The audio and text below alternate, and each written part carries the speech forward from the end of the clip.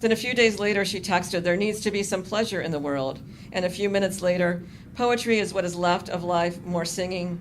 I texted back Brecht.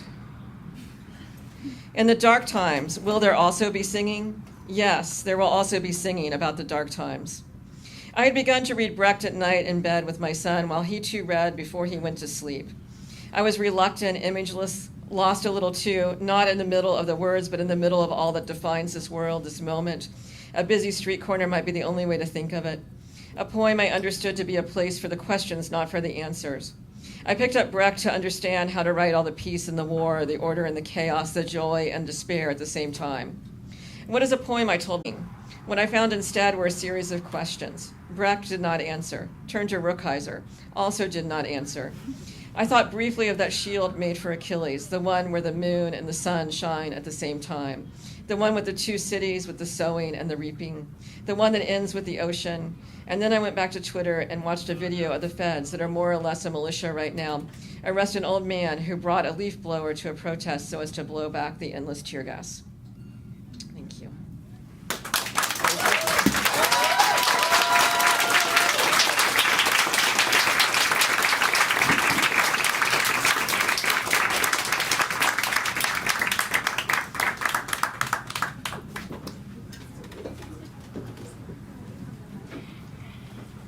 Can you hear me? Is this okay? How's this? Awesome. Hi, everyone. Wow. This is crazy. Nice to see you all. Thank you, Juliana. That was amazing. Thanks, SVT. So happy to be here. The last time I was reading in the Bay was at the Communal Presence Conference in 2016? 17? So it's been a minute. And that was, I was living in Detroit at the time, and like the Bay Area poetry scene was pure fantasy. And I think it remained pure fantasy even after that conference. Very formative for my poetry and just being gay, I guess. Okay, I'm gonna read just one from Permanent Volta, my first book, and then I'm going to read mostly from a new manuscript that I'm working on. This one's called Blur Me Out. I've been up all night trying to figure out how to want loud enough to tie myself up and out of into the after all of this luxurious thraldom that keeps me in the way of myself and my poem's perennial body. Autonomous bottom seeking non-sovereign top. Spit up into me so my digestive tract can get a full night's sleep while the star's algorithm churns out millions, squeezing light years, inciting a humming that clocks my little shapes of pain. They look different erupting out of this sinkhole of massive unseeing, my right now controversy vivid and on lock. I am all submitted to you, like you submit to the blossoming that happens in the siloed collective gut and gray water, a bacchanal inside us. We found each other under here, so we return the symbols we bought. We concoct new drives and partial objects. We barricade the speed bumps, disentangle the mission of highways. There, where we are mother of each other, where we are brothers, baby birding disobedience to our sense of self, cashing in on the real's residue.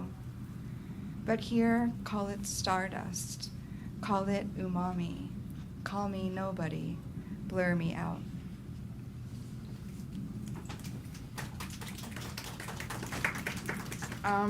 Okay, so I'm gonna read a few from a manuscript I'm working on called, for now, Loose Ends of the World. And Sophie was actually just asking me earlier, like, so is this a continuation of Permanent Volta? What's the difference? Which I thought was such a beautiful question.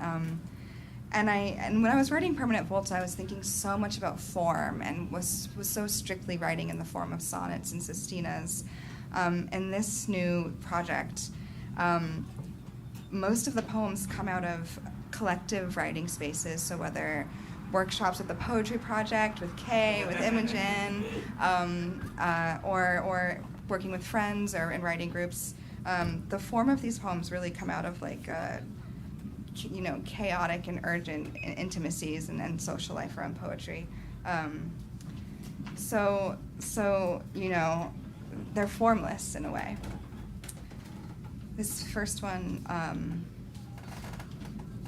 is called You Trip Me and I Fall. I offer you a form in which to correspond, but you always take the back roads, sniffing out the very thing that could take your breath away. You offer me a route to snag my step, splaying me on the floor. Breaching non sequiturs to my soliloquies, I need you just like you need me, disrupting the mechanical lilt of each other's gallop. I unlearn everything because the rain does not stop falling when I'm used to it stopping. A new temporality gets initiated, apocalyptic surge. We have been warned, but still we did not expect it. I fall to my knees in victory or in supplication. You must give me what I want. This is the way of the gods. I flip apps to scatter and satiate what we are looking for, each other. The hardest thing to find and sift, the grains that persist time and knowing what can unfold in the margins, where we are mere spectators to how love wraps around us, in awe, in air that forks our single throat to make a clip of sound. Fragment and refract it, that makes it whole, that makes it wholly ours.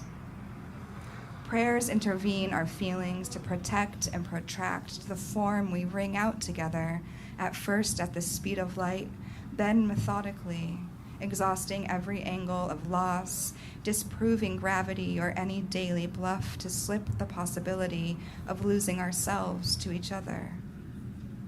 How can I want the same thing as you if what I want is you? Waves crash obviously, still I'm sucked.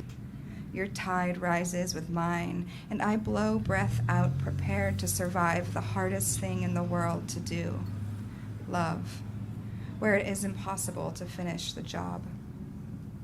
You stick your foot in the middle of my confession. You trip me, and this is how I fall. And so I have you. For now, I have you. Loose ends of the world. Look, the earth has undermined a world into a new state of water, one no single pair of eyes could lay their hands on, into a charred air quality where risk analysis vacations. Now, a pulse in the ground leads me to you. When we are summoned by the green valley, lonely, turbulent with Lexapro and untrespassable, you stop to classify the wild roses, so we may emulate their forms of jealousy, so we may lay down at their feet. When there's nothing I cannot remember, I carve myself back into myself. I am the boy that can rhyme with anybody's gestures. I tie you to the rain, my only technology. The soil in heaven, is it very strong? Can it sing in paradox? So we may finally be bad to one another outside this planetary death drive. Fragile beauty, become more remote, make decrepit of category, make ruin of taxonomy. Your breath is a leash that coils around my expanding radius. This is my apocalypse poem, my fault line friction, the advice I heard from the prairie and its split architecture. Melodic to dine on the bricks of this estate, clock gender's badge number, burn off policed value. Truthfully, I cannot prove I am not a robot, but I can prove my disobedience. I open my wallet to debt's imagination, what binds my hands to yours. I give away what I have none of in order to merge with my grief's ghosts. I hide my social danger card, whose digits spill off the paper.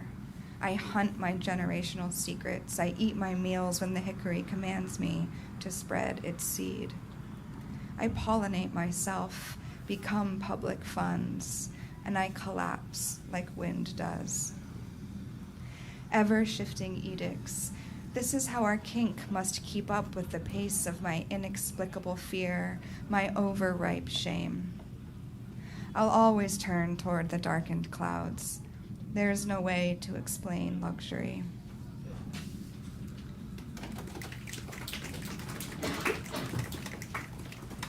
Okay, I'm gonna read,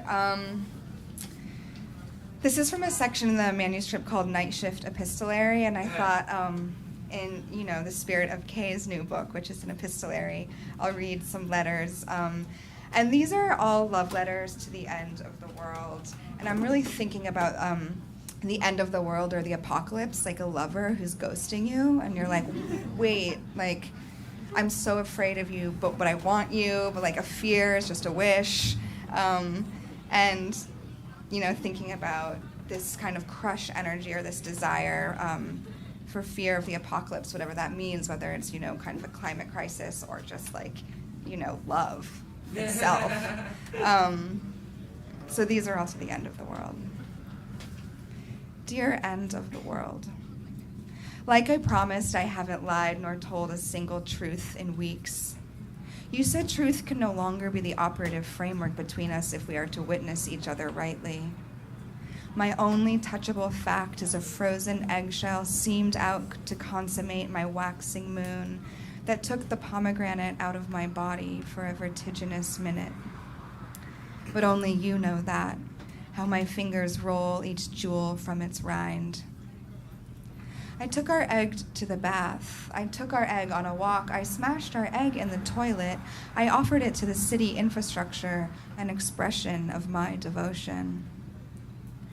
Ritual induces rupture, and I cultivate our secrets. I tend our security. I am waiting, weighing your technique in my mouth, the tension hovering over the slabbed concrete that holds up this house. The previous tenant's curtains block your light from my eye. In wanting you, all becomes you. The curtains wrap around your impending arrival when we can finally be together. Our horizon exists only in the destruction of time. Dear end, my fall for you is prelapsarian.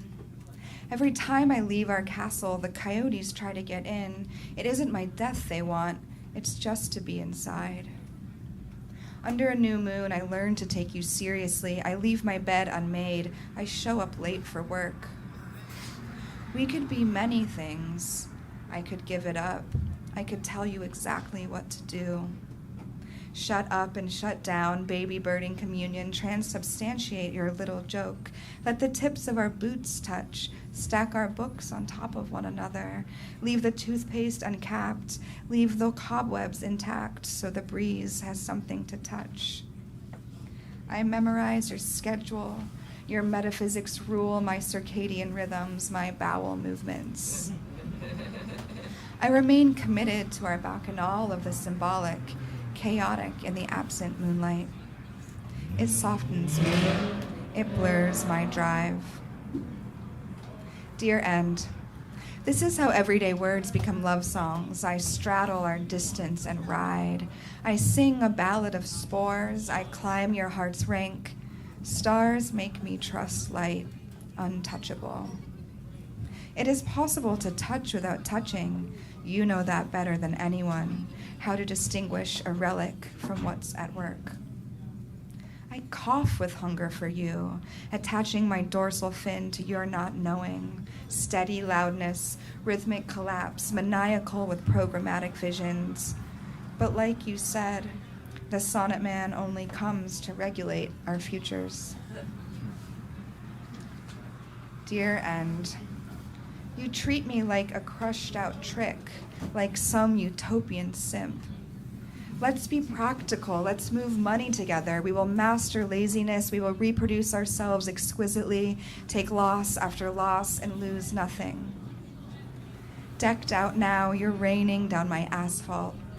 Infected, possessed, This is how I play our game. You must want entirely or not at all. Dear End, when I look at you, it's rarely with proper grammar. I dreamt you picked up the entire pew and turned it towards me. You betrayed your pulpit. My gaze stationed direct, a holy ghost in the slow deluge of my habit. I know you are always looking for some far-off cinder block to seduce, to be loyal to by never speaking its name. I enflesh our difference. I feel the busy movements of our void. I don't want you superimposed. I want to bridge this filthy yearning. I feel I've earned this, your distance, your intimacy. I undo myself, therefore I am. I create a theory of noticing you. I swat away desire. I can feel when you think of me, when our eye lands on the same star. Some days I get so lonely, I clean the fridge of our associations. I destroy our state. I start anew. I say my evening prayer. May we slip away unnoticed by power. The silences in the archive are not the silences in heaven. I'll read one more. Dear End, longing makes a hero of me. My throne is made perfectly of your absence. It lacerates me. It's divine. I decorate it with my desire, which is perfect, untouched, and untouchable. In the picture I sent you, it looked as if my finger could touch the setting sun, and you responded, why me? Set a flame like this at an inconceivable distance, I can treat you fucking flawlessly, exquisite as math. I once dreamt about you, do you remember? In the middle of a room, there was a mirror which refused to reflect our images. This is how I knew we would fall in love. When I'm waiting for you to call, this is what I think about. Dead or alive, I want you. Are dreams psychic messages, or just our past echoing against the mirror of our present limits? I told you I was unwilling to lose you, so I must prepare to suffer your ghost like a soldier at war. Honor is just the capacity to withstand confusion and senselessness without retaliation. It is safer this way, pumping gas alone in the sunset. For so long, I have repeated the question, what is the difference between love and desire? Confronting your face in the middle of the summer stopped my question in its tracks. I vowed... Oh my goodness. Juliana, thank you. That was wonderful. What was that line about the sonnet man? Sonnet man only comes to regulate our futures. The sonnet man only comes to regulate our futures. Wow. That's really... I really love that. I feel like the structure feeling... Sorry, is it okay to like comment on... I feel like the structure feeling of like those letters is like humiliation. Which so I like I don't know, I feel really enlivened by that. I'm gonna read from mostly from this book, A Queen in Bucks County, which I will explain. And one thing that I sort of felt about it, it's like a really horny book. It's like really graphic. And like my friend Kat was talking to me about it, and she's like, "Kay, there's a dick on every page," which is. There are I don't know, there are assholes too, like whatever. I mean it's a very pussy book, whatever. But it's like a book that I feel sometimes like embarrassed to read because I'm like, oh my god, I was so horny. But fortunately, it also has a theory about why shame is interesting. So I feel like there's a kind of humiliation transit here. Hi, I'm Kay. It's really nice to be here. Thank you for coming. Last time I was here was 6 years ago, and it was 2017, and Kevin Killian invited me to read from a book of sonnets for Candy Darling. So this is also a sonnet. Sonnet. Outlived our fucking. We haven't fucked yet. Your hand up my dress at the fuck meet, Rosemont. Was that fucking? No, we tip like the rich. You are. Fuck it. Your girlfriend's money. Industry money. It's a George Soros fuckfest. Feast. Cokes to fuck, we make agreeable animal noises. I hear about your body count. Heart-wrung fuckies, careful fucks. The great stage, the dramatic arc, the girlfriend I admire the fuck out of, and the unfuckwithable others. It takes the money shape of fuck gossip for growling people. The fuck am I? Sort of naked and you're gonna do Molly. And no, fuck no, in my little apartment, I feel no shame.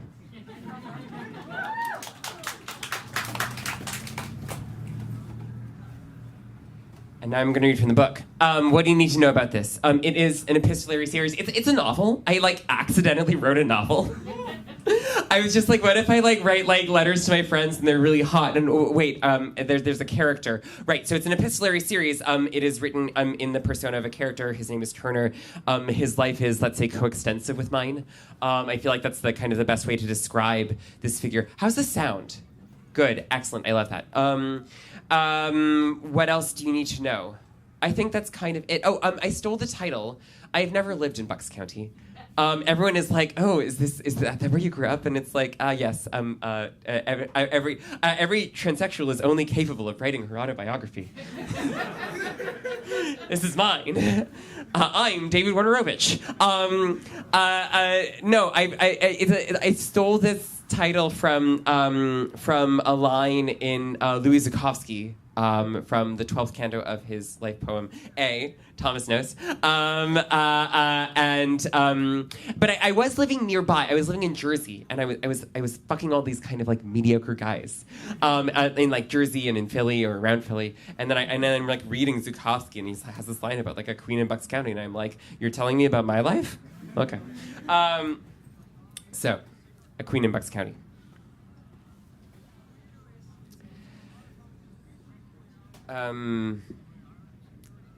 Sip hole. Dear Kay, men buy me things. Uppers, cocktails, cab rides, or something more impressive. Who do I impress? A cheat, a villain, an amateur coquette. I'm writing in the shadow of a Wawa, a pair of withering cities, their gutted suburban corridor. It isn't nice and there's nothing coy about it. Except me, your mercenary of the burbs, your sip hole, your nipple aficionado. Have I made you blush? I'm writing you perpetually in transit, shuffling somewhere, on plein air, a lollipop on septa. I know what I'd look like or what I'd like to. A Pants River Phoenix? Enough to tease in good lighting, but just at present my audience is the bridge signing Trenton makes, the world takes, into a sullen Jersey. Somebody knows. You know. Presenting here my reeking autobiography, nobody around to take a bite. Would you?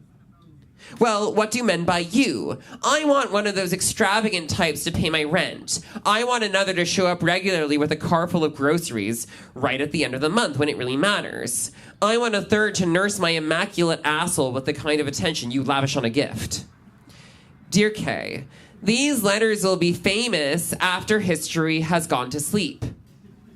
Till then, I'll dazzle with my nipples on the inside of a shirt, fulfilling to the genre what Liza and the Pet Shop Boys did to Losing My Mind.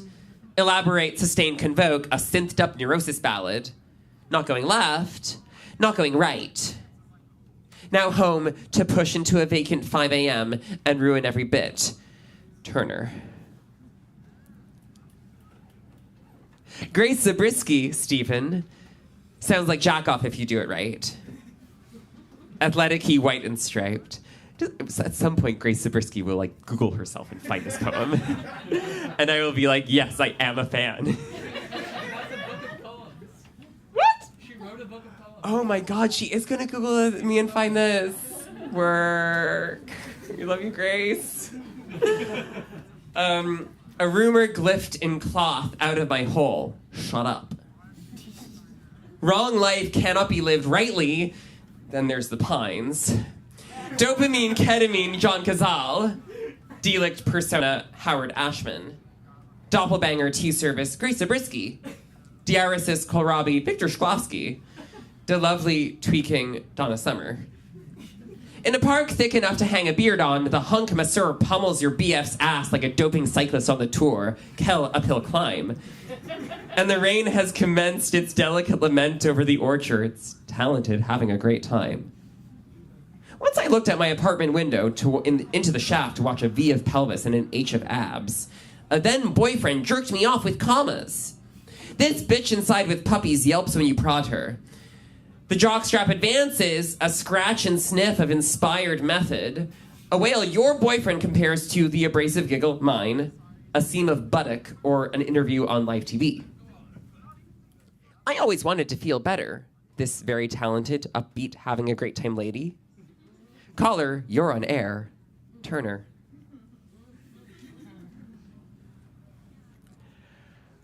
I decided to read, there are like really like smart poems. I decided to read the horny ones. So I'm gonna do that this time. But maybe if you're in LA, you'll hear something different. Oh goodness, okay. Bread. Steven, you know when you feel like someone's idea of a good time, all you have to do is open your mouth. To make a particularly flavorful dough, I prepare first a liquidy sponge gasping with yeast, which I scatter with a blanket of flour, salt, and more yeast to leave overnight.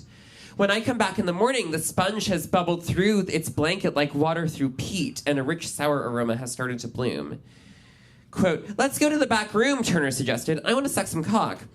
You can leave the sponge for a day or more in the fridge to acquire flavor. When it's finally removed, the carbon dioxide produced by the respiration of the yeast will have punctured up the flour blanket with moist gouges of fetid air, which is what you want. What are you here for? Turner asked Mike. He tilted his chin up like he'd won a bet. Trying to get my cock sucked.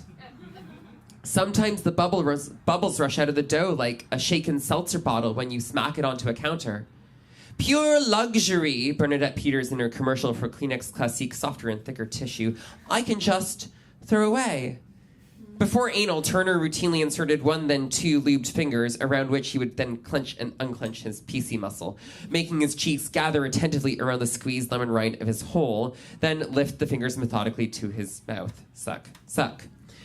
Mike's cock was wet. His chest and beard were wet like dim, sweaty lights.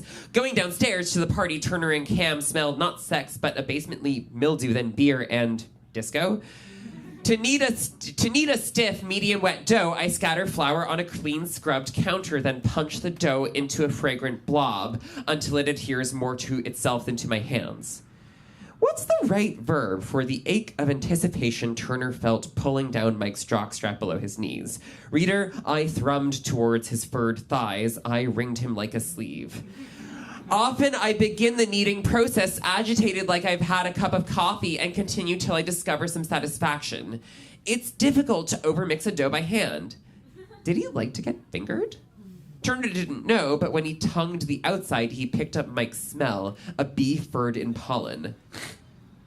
By the time I've shaped a loaf and prepared it to rise a second time, the smell of the dough is milder, but if refrigerated, the fermenting yeast will produce acetic rather than lactic acid, leading to a more complex taste with an airier crumb. Other men milled around behind them. Watching, did they surmise Turner's obsession? With each jerk of his head, he resumed slurping at the dish he can't put down. Sinful fudge, true vanilla, Bernadette fake climax for all natural Breyers like frozen dessert in 1992. I'm cheating! Once my then boyfriend H and I got both of us fucked by a massage therapist, short, really short, with a prize cock, who rubbed down our IT band, sore calves, and stiff buttocks. He kissed with the insistence of a cat after he kissed with a particularly ferocious suction, which I returned to with the insistence of a cat after a synthetic mouse tied to a wand. Losing focus on H, I made out with our fling, repetitious and obsessive. Edging towards a crisis, he told me to open my mouth. I wilded my orgasm into my trusting boyfriend, but my primary satisfaction came from the heavy cock lacing the back of my throat with fetid cum. The longer the rise, the more the acid produced by the yeast's fermentation will transmute into a flavorful bread, or else the overlong proof will actually collapse the protein structure dissolved in the surfeit of acid. There, in the notorious basement, I went down on Mike till I smelled like Mike's cock. Then he kissed me with enough force and suction that he smelled like Mike's cock, too. Reader, if you had been present, you would have been spritzed with Mike's cock like a fine, dense mist. Dinner's ready. Turner.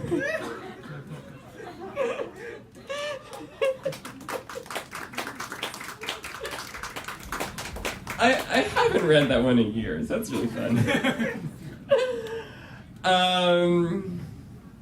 Oh God, what's next? I made all these decisions.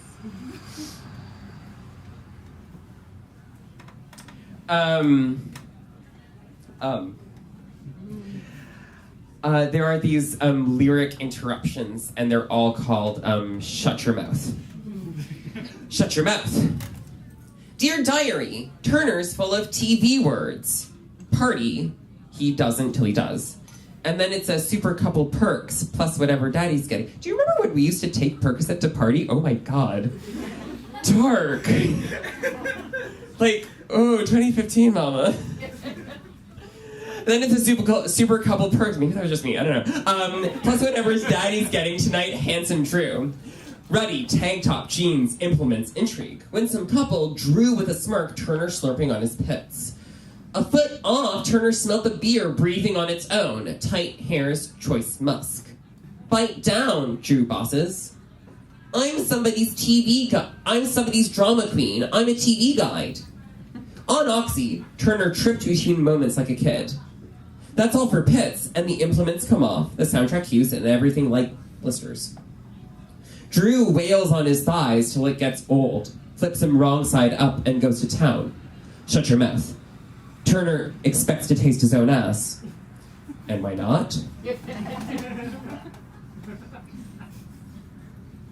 I don't know if I recommend... Whatever, it's fine. I'm not making light of the opioid crisis.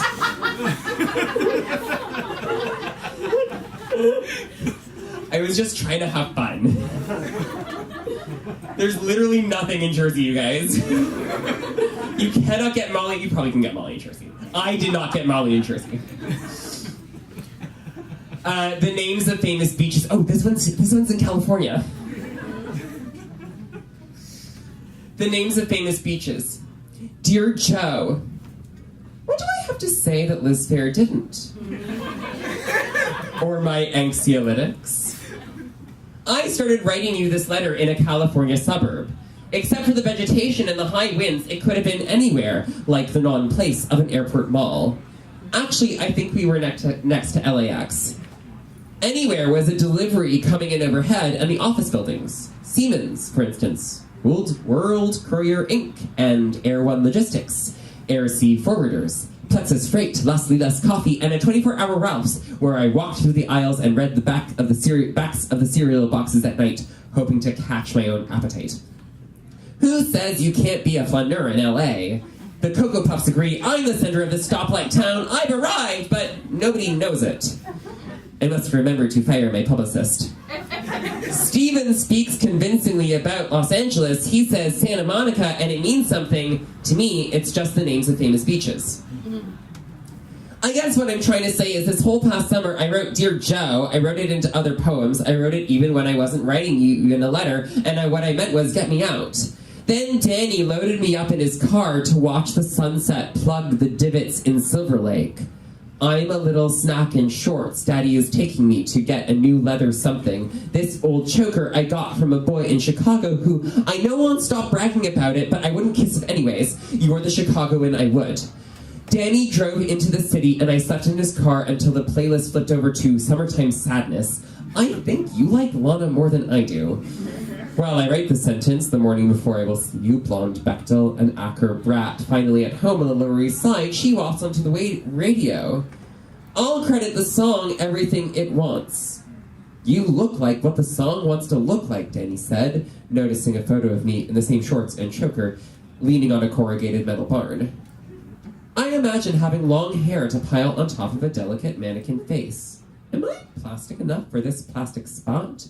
We like Joni about the same, another Californian by design, and I like Spicer, for whom California is not a choice. I like his letters especially obsessive, reaching through a post office to brush Jim Alexander on his birthday.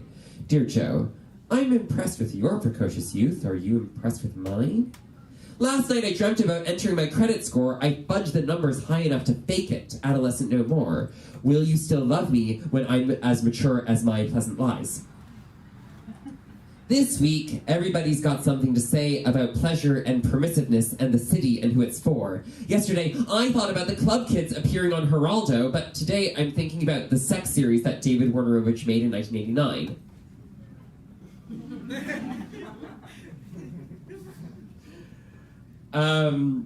I think David wasn't an especially technical photographer, but Sex Series involved a series of darkroom tricks to produce prints that look like photographic negatives.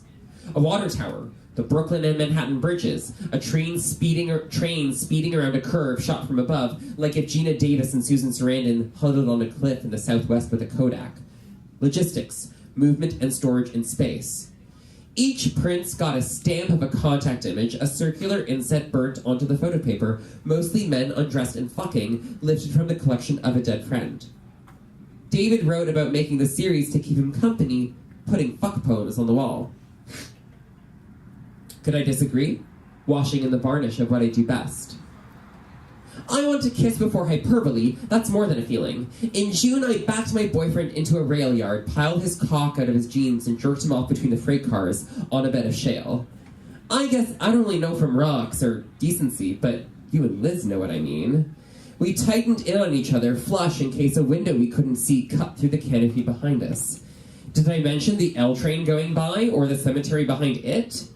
We stopped close enough to see the graveside decorations, pink and plastic, and then his cock stood over the hem of his hand on the small of his back, pressing with a couple fingers into the top of the muscles on his ass. Will he arch his back for me? I couldn't tell, then he started to buck and whimper. Through an eyes-closed kiss, I felt his blood pulse through the head of his cock, as if, had he climaxed right then, that's the fluid that would have slathered us both.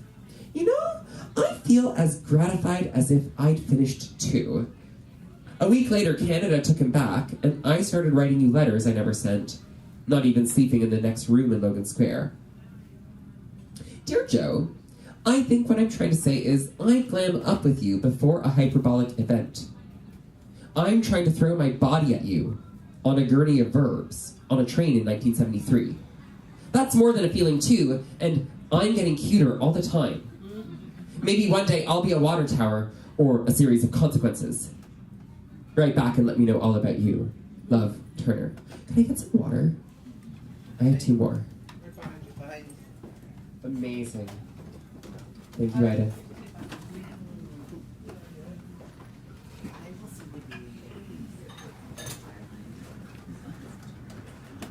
Oh my god, amazing.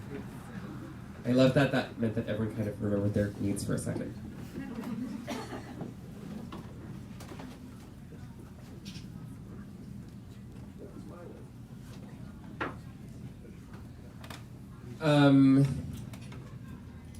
Two more. You say wife. Dear Kay, a letter in 7 arguments. 1. On lies. In another poem, a man compares me to pussy, and then it happens again. Rosario says straight men don't even like pussy. An attack so devastating I took it vicariously. Cause of death, personal correspondence. Do I care about straight men? The question is maybe misplaced. Anyways, they care about me.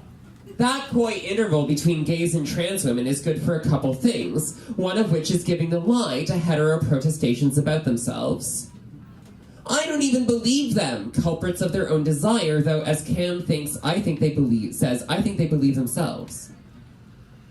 This thing is multiform, contingent, ambivalent, and I call her my sex. Even if I make choices, I still like everything. I like myself and you, but the whole we share accuses us both. I'll call it autofiction. On its head, it accuses the world. 2, on high school. Visiting hours are over for the bloodbath, please. 3, on being a wife. Question, are you polymorphously perverse? Answer, no, I am betrothed to the present. Consider the wife, desperately seeking Susan, Rosanna Arquette, wed to a jacuzzi and skimming the personals, rearranges the opposite side of the bridge. Anybody can be a Madonna, so everybody's a wife in Fort Lee. Even the tubs dull the senses into a staycation.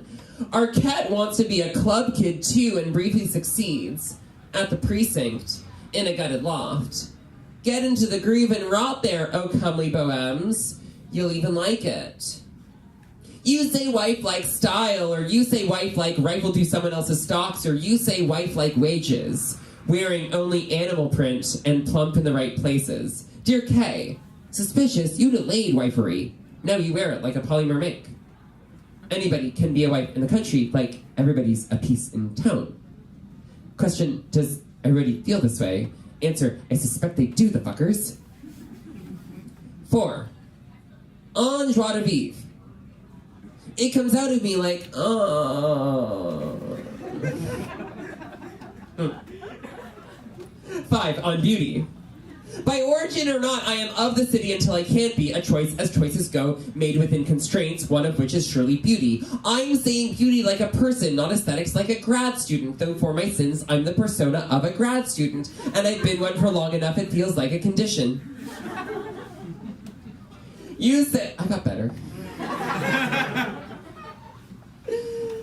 You say aesthetics like style, or you say aesthetics like a pretty face, or you say aesthetics like a brand. An SC says you can't write poems about sex if the city's full of brands. Or art has no vocation after 1991. Or beauty is a fixing for the wealthy, a commons in a paywall. Do I like this world and what it's full of? Like hell, but there it goes, spitting you in the face and waiting for you underwater. You don't refuse to breathe, do you? Meanwhile, behind this hand-wringing, the hushed suggestion that women, gays, transsexuals are especially to blame for the miseries of brands, or what the metropole inflicts on everybody else. Hello, I hate it. Or, how interesting, the smack of the feminized in buying and selling. Dear Kay, hi, I'm waging a sub-Rosa war. Who loves me will know what I mean. It's also okay if you don't. 6, on grief. It comes out of me like, odd fucking damn it. 7, on lies. Desire is the suture of a new, say it, world. I'll fuck you till your dick is blue. Following Jackie's lead, it won't be one of winners in a virtuous game, or letting agencies get off your ethical shoulders, or of sharing your toys based on a common RX. What are you and what does it mean for me? A question nobody could stop asking if they wanted to. Dear Kay, I'm writing the same letter always. If they wanted to. Say it's the same old sex spent double, it's mine now and goes between me like a stent. Dear Kay, I'm writing the same letter always, let me try it again. Here's a fable in the perfect tense. Some friends, perpetually adolescents and vengeful, with a weekend off and no particular reputation, make the drive to bully a semi-famous writer. He's speaking at a private college for a couple $100 a pop, the subject modernist difficulty, or you get the idea. And they've got a megaphone which they use to frighten local wildlife. The poets they intended to swirly have all fucked off to satisfy their appetites on bowls of seasonal produce at Bard College. Or maybe the Rimbaldian creatures have their promised encounter after all, irritate the tenure out of every mom and dad. Campus cops usher them off the handsome private greens. Over fries, the muddy kids hum some poems about difficulty, poetry, and rent, which make them feel a little better, even triumphant. 2 of them are dating and sort of clocky. En route back to a dingy apartment in the burbs, some guy on the train resents how their faces look, how they touch each other. He's got a couple slurs to share, his parting shot to stay away from that AIDS. Which missile, however graphic, lets something slip. I'd like to say that he got his, but actually he got off at Newark without consequences. It's a shame for words to be more vibrant than sex, and sexier too, says my enthusiastic boyfriend. Right back with something genuinely new. I won't be disconsolate or have anything unkind to say, palpating that world in a caress, your palpatrix on call. Turner. I could go on. Dear Joe, good morning. I'm shallow, sleepless, irrepressible. Does that endear me to you? 5 a.m. in March, wind smacks the skylight and hustles refuse over Flatbush like somebody's idea of a zeitgeist. Hi, it says, time to nap. But instead, I'm writing testaments of what and who I love. Mike is sleeping in my bed, warm and furred like a cat with a beard and a tattoo sleeve. Maybe he would resent that description. I can do no other. I'm awake in another room, achieving nothing in a second-person singular hello. I do it for God and the television with a promiscuous heart. I do it with prosthetics, but apropos of anybody with an opinion about them, you are forbidden, I want to say, from evaluating my component parts. I'm an atom, fuck of autonomy, fuck a catalog. First I composed that sentence, and then I felt myself get eye-banged by every guy with a beard on the subway platform. Don't think, Joe, I didn't sometimes return the favor. Mike's gone now, who brought me Oreos and spooned while I dreamt my nipples turned into mice and died. It's spring, and I've been eyeing every aging wonder boy in the park, plus his leanly pumping quads. There's sprigs of magnificent hair. There's even crocuses, furious purple, delicate violet, contemptuous yellow. Now I'm on a train. Hello. My imaginative lusts riddle bullet holes in the side of the achievable. Have you ever wanted to get fucked by an abdomen, an armpit, a couple of pedaling legs? My preferred position with Cam, for instance, letting him pile dry my face from above. I lie down on my bed like a failed porn actor. I can imagine the camera fixed on my dewy-lined eyes, the bottom half of my face obscured under a cock and a tremendous cupid's bow, my cheeks sharp enough to be an architectural instrument as both of us try to remember our lines. But from this point of view, it's more like sex with a wiry frame and faded punk tattoos. Halfway into Jersey anyways, and I'm thinking about your letter, poem, whatever, All I Want by Joni Mitchell, where every paragraph begins, I want.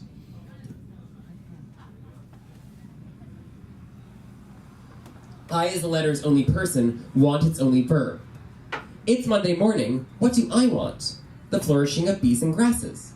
Never for anyone to pay rent. For the landlord to stop, for fuck's sake, spying on us. Also a backyard, it all, the whole world, to speak veritably about no appetite.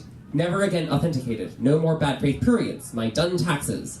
A living wage for CUNY adjuncts. No moving apartments. No falling to pieces. Various men. If only they could finger. Only some items impossible. Some are inconsequential. I fill up the tank and say goodnight and go. I could go on. Patty Schemmel writes in her memoir she joined whole after doll parts was already cut, but wrote a new drumline for the end and can still hear the more ambitious resonance of her snare in the final 16 bars or so, sounding a hollow trench for Courtney's appetite. I think it's so real.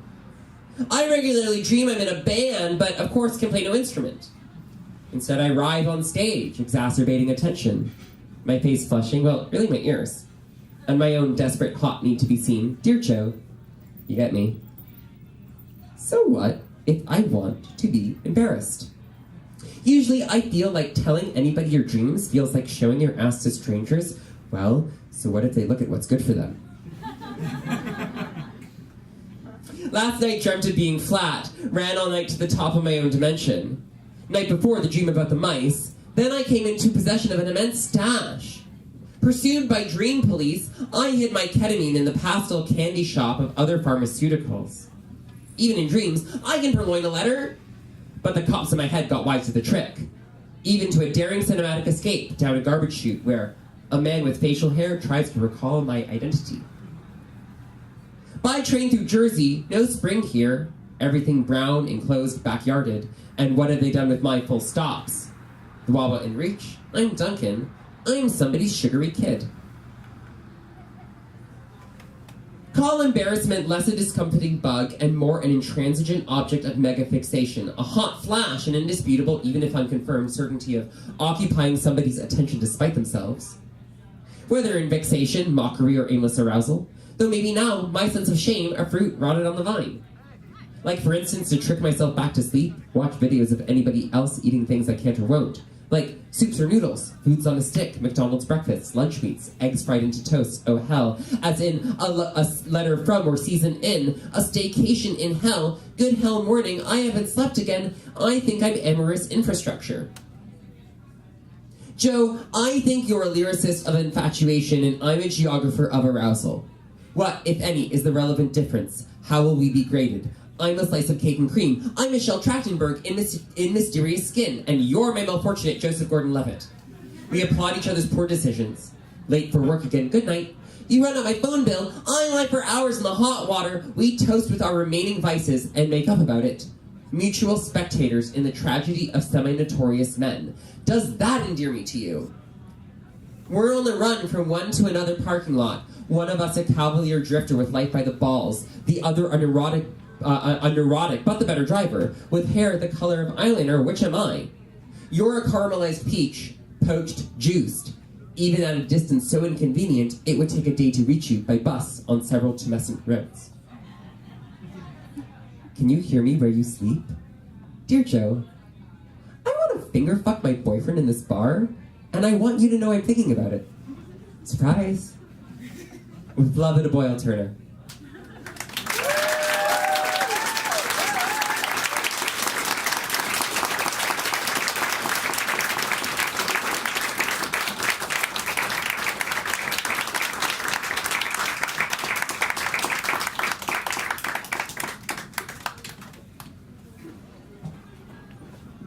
Oh my God, what a reading. Thanks so much, everyone, again, for coming, and thanks so much to our readers. I don't presume to know what you want, but if you are like me, you might want to know that these books are on sale over here at the table. There's a QR code that you can scan for Venmo. And is it too much to ask for one last round of applause for everyone?